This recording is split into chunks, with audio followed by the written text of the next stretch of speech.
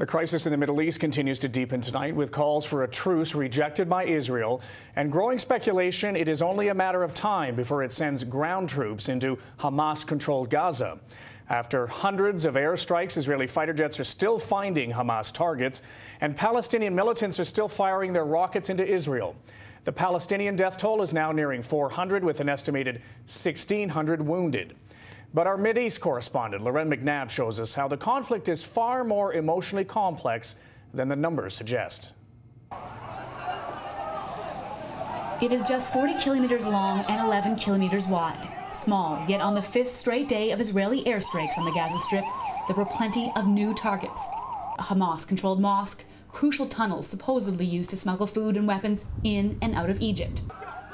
Mass destruction, yet Gaza is exactly where Manal Shaheen longs to be.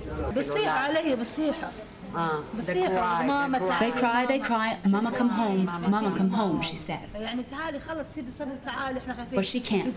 Just days before the bombing started, Shaheen was granted permission to come to the Israeli hospital closest to the Gaza Strip. Her 1-year-old is very sick, and the hospitals in Gaza were unable to treat him.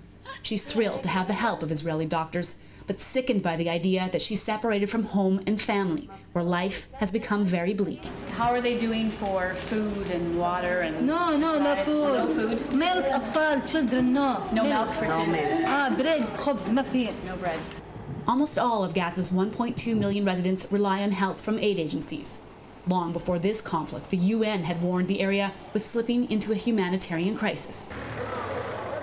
Today, Israel sent 2,500 tons of aid into Gaza, but said it would not temporarily halt its air attacks. There's no point agreeing to something today that will just explode in our faces next week or next month. Israel has opened its hospitals to 12 injured Gazans, something that's done before.